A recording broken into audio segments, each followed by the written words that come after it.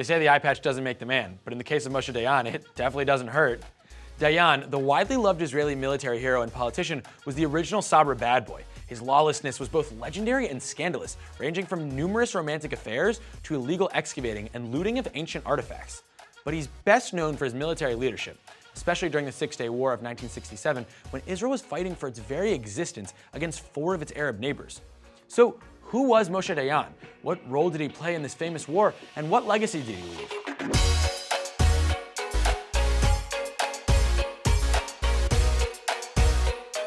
Where did Moshe Dayan, this character straight out of a Clint Eastwood movie, come from? Dayan was born in 1915 in kibbutz Degania in northern Israel. He grew up in a strong Zionist environment, and at the first opportunity, when he was just 14, he joined the Haganah, the underground illegal Jewish defense force, helping with surveillance missions and arms smuggling. This was late in the 1920s when Palestine was under the British mandate. Jews had to protect themselves from Arab attacks and the British apathetic attitude towards these attacks. A few years later, in the midst of World War II, the Israelis and the British put their differences aside, and the Haganah joined the ranks of the British Army in the fight against the Nazis. In 1941, Dayan's unit crossed into French-occupied Syria to pursue Nazi-allied French soldiers. Dayan climbed onto a roof and pressed binoculars to his eyes to survey enemy positions when suddenly a sniper's bullet shattered the lens, shooting fragments of glass and metal into Dayan's left eye.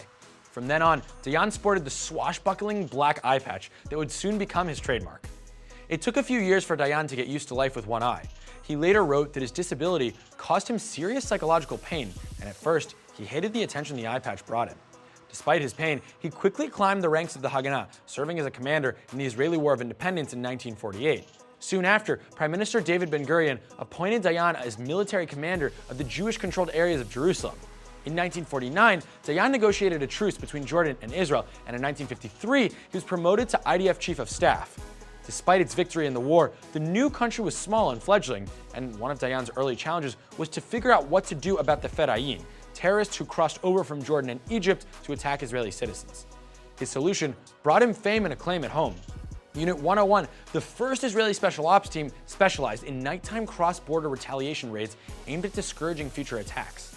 As Dayan put it, he was trying to end the attacks by putting a high price on Jewish blood, a price so high that it will no longer be worthwhile for the Arabs, the Arab armies, or the Arab states to pay it. Amidst controversy surrounding some of its operations, Unit 101 eventually disbanded. Still though, its successes in curbing the terrorism boosted Dayan's popularity among Israelis. But what really cemented his reputation was the 1956 Sinai War, in which he led the IDF to victory. After the Sinai War, Dayan retired from the IDF and entered politics. He was elected to the Israeli parliament as part of Mapai, Israel's center-left party, then led by Prime Minister David Ben-Gurion. The dashing war hero struck a chord with Israelis, and it didn't hurt that he developed a reputation as a lawless renegade. Future Prime Minister Shimon Peres recounted that once he was in the passenger seat when Dayan was pulled over for driving more than 100 miles per hour. Dayan told the police officer that he only had one eye, so he could either keep it on the road or on the speedometer, and asked the officer which he'd prefer. Dayan also had a second career as an ancient artifact poacher. He became enamored with archaeology early on, moved by an almost mystic view of his prized relics and their connection to Israel's ancient past. Over the years, he built up a vast collection that included sarcophagi, urns, and plaques that he had pillaged from ancient burial sites. So, yeah, this one-eyed fighter was literally a pirate. His digs were illegal and publicly condemned, but Dayan couldn't care less. Perhaps his "you do you, I'll do me" approach further strengthened his bond with the Israeli public. No public prosecutor dared to file charges against the iconic Israeli hero. And for what it was worth, Dayan showed unusual skill in finding artifacts of value. As a noted Israeli archaeologist remarked, Mr. Dayan, with his one eye, could see more than 10 professional archaeologists. Now, if you ask most people to name the most famous war in Israel's history, they often answer without hesitating: the Six-Day War. And if you ask them who led Israel to victory, more often than not, they answer Moshe Dayan. But if you ask them who the prime minister was, the man leading the country in this time of war, they come up blank. Well, in 1967, as tensions between Egypt and Israel were escalating, the war was imminent. The Israeli public needed someone to boost their confidence and soothe their fears. Prime Minister Levi Eshkol, while a great leader, was not the man for that job. A week before the outbreak of war, Eshkol delivered an underwhelming radio address that made him come across as nervous and hesitant. The media dubbed his address the stammering speech, though his faltering performance was mainly due to last-minute edits to his script, which he hadn't been informed of ahead of time. Now, Israel already had Dayan fever. There were rallies where supporters held signs saying, "We want Dayan." He even had a female fan club known as the Merry Wives of Windsor, a reference to a Shakespearean comedy that nodded at Dayan's own womanizing. As a member of Knesset put it at the time, Dayan is a commander, statesman, the victor of Sinai. That is the most important thing at this moment. Prime Minister Eshkol was a true leader, one who put his country's well-being first.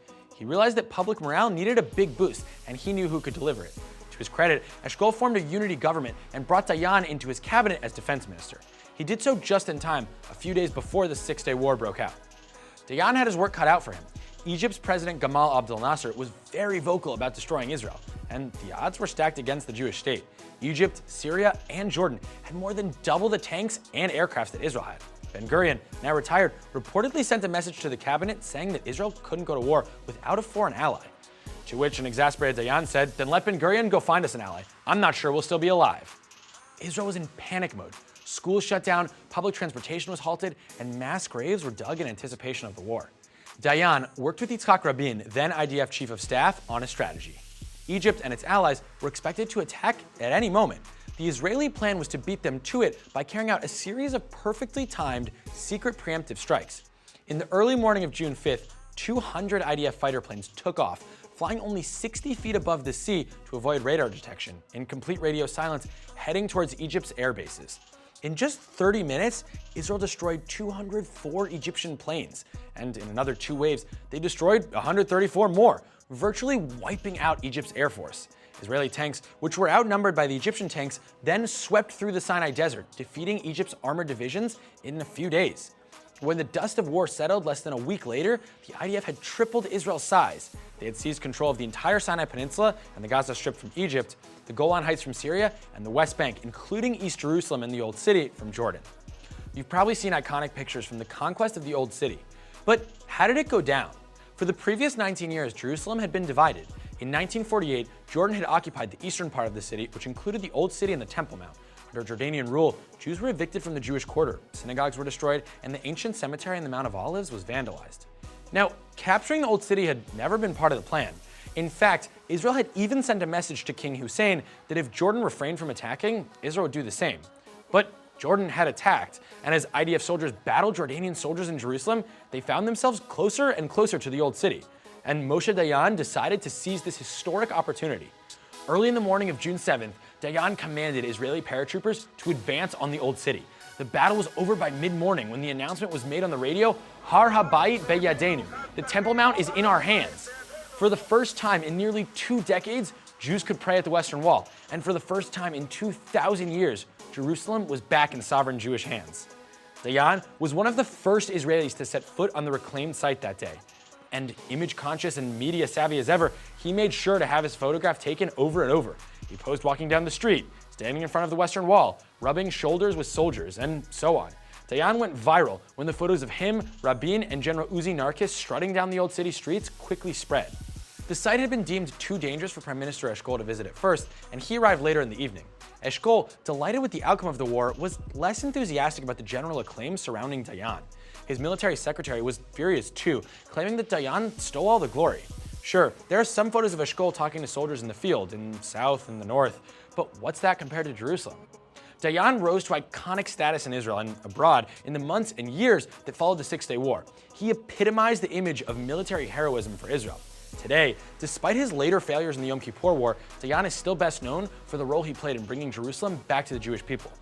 When we think about the Six-Day War, leaders like Prime Minister Eshkol, the man making the ultimate decisions, seem to remain peripheral. Even Yitzhak Rabin, the IDF chief of staff at the time, doesn't always share the spotlight.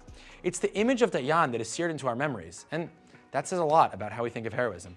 Thanks for watching. See you guys next week.